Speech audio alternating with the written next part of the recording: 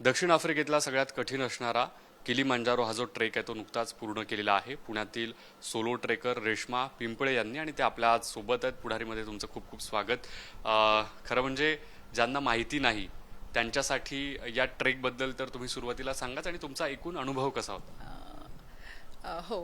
अ, माझा अनुभव ॲक्च्युली खूपच छान होता. मी हिमालयात बरेच ट्रेक केलेले आहेत, पण अ, आफ्रिकेतला किलीमंजारो आणि रशियामधला एल्ब्रस हे करायची माझी मनापासून खूप इच्छा होती. स्वप्न पाहिलं होतं आणि ते 2026मध्ये पूर्ण झालेलं आहे. काही हिमालयातल्या समिट माझ्या अपूर्ण राहिलेल्या म्हणजे एक्सपिडिशन्सच्या या समिटबद्दल स्पेशल असं आहे की हिमालयाने मला कुठेतरी स्वीकारलं नव्हतं, पण आफ्रिकेतल्या किलीमंजारोने मला स्वीकारलं आणि पर्वतांवर म्हणजे शिखर चढाई करण्याला मला परवानगी दिली. सो हा स्पेशल आहे माझ्यासाठी. खूप कठीण आहे खूप आपण म्हणतो, पण सोलो ट्रेकिंग मला हे करायचं नव्हतं. माझा होता प्लॅन जानेवारीचा, पण काही फॅमिली कमिटमेंट्समुळे मला तो करता नाही आला. आणि मग फेब्रुवारी माझी डेट ठरली. 4-5 लोक येणार होती, पण काही ना काही कारणांमुळे त्यांचं कॅन्सल झालं. सो मग मी म्हटलं नाही रेश्मा, तू कॅन्सल करायचं नाही, आत्ता नाही तर कधीच नाही. हेच लक्ष घेऊन मी गेले फायनली किलीमंजारोला. काय नेमके चॅलेंजेस होते, काय अडचणी आल्या आणि त्या कशा तुम्ही पार केल्या, त्याबद्दल थोडं सांगा. ओके. चॅलेंजेसमध्ये म्हणजे एक तर आपली कंट्री नाही आहे, दुसरी कंट्री आहे आणि थोडंसं आफ्रिकेतलं वातावरण कसं असेल, आपण सेफ असू का, कारण शेवटी मी एकटी होते तिकडे. सागरमाथा टीम सोबत मी गेलेले. श्रीकांत धुमाळे माझे चांगले मित्र आहेत आणि त्यांनी मला अश्युरन्स दिला की तिकडे मला माहिती आहे, मला तुझ्यामध्ये कॉन्फिडन्स आहे, तू सगळं करू शकशील, तिकडच्या सगळ्या गोष्टी तू माझ्यावर सोड. सो एक थोडीशी भीती माझ्या मनातनं कमी झाली. कारण काय, एकटं जाणं एका स्त्रीसाठी, असं नाही मी म्हणत आहे की स्त्रिया काही करू शकत नाही, पण एका स्त्रीसाठी थोडंसं कठीण होतं, कारण सगळं मलाच विचार करायचा होता. दिवसाच्या सुरुवातीपासून दिवसाच्या एंडपासून. कारण नवीन भाषा, नवीन लोक, मी कसं त्यांच्याबरोबर कोपअप करणार. मला ट्रेक म्हणजे पर्वत सर करायची भीती नव्हती, पण मला या सगळ्या एन्झायटीज होत्या की मी कसं सगळं हे करू शकणार. पण पुन्हा तोच विचार आला की नाही, हे जर तू आत्ताच तुला करावं लागेल आणि जर आत्ता नाही तर कधीच नाही. सो चॅलेंजेस असे खूप नाही आले मला, कारण सगळं जे अरेंजमेंट होती ती एवढी चांगली होती की मला फक्त एवढंच डोक्यात ठेवायचं होतं की मला रोज एक एक पाऊल पुढे पुढे जायचं आहे. या सगळ्या प्रवासामध्ये खरं म्हणजे तुम्ही एक मंत्र देखील वापरला. तो काय होता, त्याचा अर्थ काय, आणि खरं या सगळ्या यात कुठल्या अशा चांगल्या गोष्टी तुम्हाला अनुभव देऊन गेले? पोले पोले हा मंत्र होता. पोले पोले म्हणजे आफ्रिकेत हळूहळू. सो एक एक पाऊल पुढे टाकत जायचा, हेच मी ध्येय स्वतःचं ठेवलं आणि मी पुढे पुढे चालत राहिले.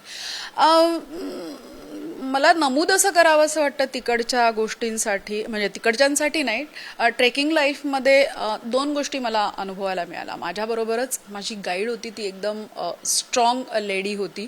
सो तिचा जो स्ट्रॉंगनेस होता, सिंगल मदर होती ती एकतर, आणि किलीमंजारो जवळजवळ तिने 25 वेळा सर केलेला होता ट्रेकर्सना घेऊन. ऑफकोर्स लास्ट इयर जेव्हा तिने केलं तेव्हा ती 7 मंथची प्रेग्नंट होती. त्याच्यानंतर यावर्षी माझ्याबरोबर आले तेव्हा तिने 8 वर्षाचं मूल. म्हणजे एक स्त्री आपलं सिंगल मदर असल्यामुळे आपल्या मुलासाठी किंवा म्हणजे आपलं सगळं नीट चालावं यासाठी कशी स्वतः स्ट्रगल करून पुढे येऊन ह्या सगळ्या गोष्टी करू शकते. नॉर्मल जीवनात आपण कसं म्हणतो की आपण 10 गोष्टी एका ह्याच्यात करू नाही शकत, चाकोरीबद्धच आयुष्य आपण हे करत असतो, पण ते मला एक मोटिवेशन मोठं मिळालं. दुसरी गोष्ट म्हणजे आपण जेव्हा समिट करायला जातो तेव्हा आपण तर करतोच, पण आपल्या बरोबरचे लोक असतात. सपोज मी पोर्टरचं त्याच्यामध्ये माझ्या प्रवासात खूप मेन्शन केलेलं आहे. ते नसतील तर आपण हे गोष्टी नाही करू शकत. बिकॉज त्यांचा जो प्रवास असतो की आपल्यासोबत त्या सगळ्या गोष्टी घेऊन जाणं, आपल्याला लागणाऱ्या सगळ्याच गोष्टी आपल्याला तिथपर्यंत सगळा कम्फर्ट झोन देणं. सो हे असे 2-4 म्हणजे अशा बऱ्याच गोष्टी आहेत ज्याने मला इन्स्पिरेशन मिळत होतं आणि मी इन्स्पायर होत गेले. आणि त्यांना बघून मी माझा हा प्रवास सुखकर कसा होईल की त्यांच्याकडे बघायचे मी, अरे बघा ते कसे चाललेत, मला तर फक्त मला स्वतःलाच पुश करून जायचं आहे. बाकीच्या अडचणी माझ्यासमोर फार छोट्या वाटल्या मला त्या क्षणाला. या दरम्यान तुमच्या समिटचा क्षण कसा होता, काय त्यात वेगळेपण तुम्हाला अनुभवायला मिळाले? खरं म्हणजे मी जेव्हा समिटला पोहोचत होते, लास्ट पॉईंट, समिटच्या एक खाली पॉईंट आहे स्टेला पॉईंट म्हणून, तिथपर्यंत पोहोचल्यानंतर मी थोडा विचार केलेला की थांबून आपण पुढे जायचं. पण डोक्यात एक विचार होता की माझी हिमालयन समिट होती ती थोड्यासाठी राहिलेली होती. सो इथपर्यंत आले मी आणि आता मला समोर दिसतंय की मला आता फक्त थोडंच पुढे करायचं आणि मी टॉप ऑफ द माउंटन असणार आहे. म्हणजे जसं जसं जवळ येत होतं मला शब्द काहीच सुचत नव्हते. एकदम कृतज्ञता वाटत होती की थँक्यू की तुम्ही मला ॲक्सेप्ट केलं आणि मी इथे आले. सुचत नव्हतं मला त्यावेळेस ॲक्च्युली माझे काय माइंडमध्ये हे होते. सगळं तेच डोक्यात चाललेलं होतं की रेश्मा, एवढं सगळं बर्डन मी घेऊन चाललेली आणि तिकडे गेल्यानंतर एकदम मला हलकं फील वाटलं की मी करू शकते. बिकॉज ह्या समिट माझ्या इनकम्प्लीट राहिलेल्या त्या माझ्यामुळे नव्हत्या, माझ्या एफर्ट्समुळे नव्हत्या. वेदर होतं किंवा कधी कधी असं असतं की आपल्याला निर्णय घ्यावे लागतात, कारण माउंटन्समध्ये तुमचं काहीच चालत नाही. म्हणजे माउंटन्स ठरवतात की तुम्ही त्यांचा टॉप सर करायचा, म्हणजे शिखर गाठायचं की नाही. सो किलीने ऑफकोर्स मला ती परमिशन दिलेली होती आणि मी शिखर गाठलं. त्याच्या काही आठवणी दाखवता येतील का, आणि त्या आठवणींबद्दल काय सांगाल तुम्ही? आठवणी बऱ्याच आहेत तिकडच्या. म्हणजे काही आहे माझ्याकडे व्हिडिओजमध्ये की हे जे आपण बघतो लोकेशन ते काय आहे?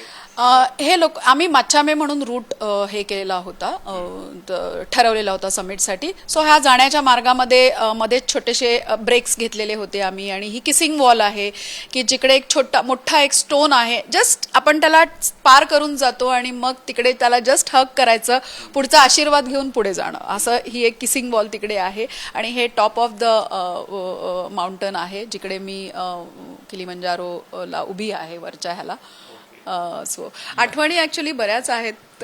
या सगळ्या प्रवासात खरं म्हणजे परिवारातले लोक, कुटुंबातले आणि जे तुमचे सोबतचे सहकारी होते, अन्य वेगवेगळे ट्रेक जेव्हा तुम्ही केले, त्यांच्या कशा प्रतिक्रिया होत्या, त्यांचं कसं योगदान राहिलं या सगळ्या सोलो ट्रेकमध्ये? हो, पहिल्यांदा मी म्हणू शकेन की हे सगळ्या गोष्टी ज्या मी करू शकते त्याच्यामध्ये माझ्या कुटुंबाची खूप मोठी साथ आहे. म्हणजे ती म्हणजे कुटुंबाच्या साथीमध्ये सगळ्यात पहिलं नाव माझा नवरा समीर पिंपळे.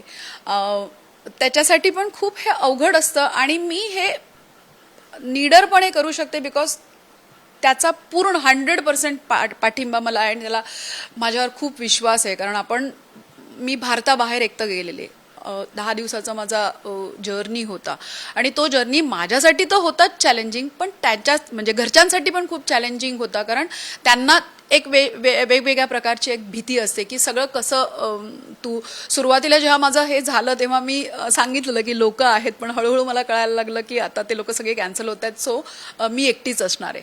पण हो, एक मुलांचा पण सतत पाठिंबा असतो की मम्मा तू जा पुढे, आम्ही आहोत मागे. आणि समीर म्हणजे खरंच कुठलाही क्षण असो त्याला माहिती आहे की माझी आवड हीच आहे, त्याच्यामुळे तो माझ्यासाठी 100% तिकडे, मी फक्त सांगणं आणि तो माझ्या मागे असणं. आणि हे खूप इम्पॉर्टंट आहे स्त्रियांसाठी की आपण पहिलं पाऊल जेव्हा टाकतो बाहेर त्यावेळेस आपल्याला जर का घरच्यांचा पाठिंबा असेल तर आपण पूर्णपणे करू शकतो. ऑफकोर्स फ्रेंड्स आहेत, असे ट्रेकमध्ये बरेच मला फ्रेंड्स मिळालेले आहेत. त्याच्यामध्ये स्मिता आणि अशोकचं मी मेन्शन करेन की ते कायमच मी कुठली पण गोष्ट विचार डोक्यात आणली की त्यांचा सपोर्ट कायमच मला असतो, मेंटली असतो. सगळ्या भावनिक म्हणा किंवा प्रॅक्टिस सेशन्स असेल असतोच. पुन्हा ट्रेककडे येईन की एक सोलो ट्रेक करताना त्यातल्या त्यात परत एक महिला म्हणून, स्त्री म्हणून जेव्हा सोलो ट्रेक तुम्ही केला तर तेव्हा काय महत्त्वाच्या गोष्टी ठरल्या असं तुम्हाला वाटतं? कुठले महत्त्वाचे मुद्दे आहेत एक स्त्री सोलो ट्रेक करते तेव्हा? पहिली गोष्ट म्हणजे एक तर स्वतःवर आत्मविश्वास असणं फार गरजेचं आहे. तुमचा स्वतःवर जर कॉन्फिडन्स नसेल तर तुम्ही कुठलीच गोष्ट करू शकत नाही. म्हणजे मला बरेच वेळा असं वाटतं की मी 4-5 वर्षापासून हे जे सगळं करतेय इट्स यू वर्सेस यू. बाकी तुम्ही कॉम्पिटिटिव्ह ह्याच्यात जाऊच नका की ह्याने केलं त्याने केलं किंवा 10 लोक चाललेत आणि मला पुढे जायचे नाही. 1 स्टेप ॲट अ टाइम. आणि तुम्ही जर का स्वतःवर विश्वास नसेल तर तुम्ही ते नाही करू शकत. सो मला असं म्हणायचं आहे की हो, तुमचा स्वतःवर विश्वास असणं फार गरजेचं आहे. महिलांना या निमित्तानं तुम्ही काय संदेश द्याल आणि तुमच्या या सगळ्या प्रवासाबद्दल तुम्हाला किती समाधान वाटतं शेवटचं? मला असं वाटतं की तुम्ही पाऊल तर टाका पुढे, मार्ग आपोआप निघत जातील. आणि तुम्ही जर का पाऊलच नाही टाकलं तर म्हणजे तुम्हाला मार्ग दिसणारच नाही. सो पहिली स्टेप टाका, एक स्टेप टाका, मार्ग आपोआप निघतील आणि तुमच्यासाठी म्हणजे तुमच्यासाठी एक मी म्हणते की दिवसातला अर्धा तास, पण या काही गोष्टी ज्या मनात इच्छा तुमच्या राहून गेलेल्या आहेत आणि त्या तुम्ही कशा पुढे करायच्या त्याच्यासाठी एक छोटासा डोक्यामध्ये एक जस्ट एक क्वेश्चन टाका, स्वतःलाच विचारा आणि एक पाऊल पुढे टाका. तुम्हाला मार्ग सगळ्या प्रकारचे मार्ग खुले होतील. नक्कीच आपण हा जो पाहतोय किलीमंजारो तो दिसताना इतका तुम्हाला सरळ फोटोत दिसत जरी असला तरी हा सर करून जाणं खूप कठीण आहे. वेगवेगळी आव्हानं असतात आणि ही सगळी आव्हानं पार करत रेश्माजींनी हा सगळा ट्रेक पूर्ण केलेला आहे. सोलो ट्रेक त्यांनी केलाय आणि या सगळ्या प्रवासाबद्दल त्यांनी पुढारी न्यूज सोबत मनमोकळेपणानं गप्पाही मारल्यात. व्हिडिओ जर्नलिस्ट निखिल करंदीकर सह मी ज्ञानेश्वर चौतमल, पुढारी न्यूज, पुणे.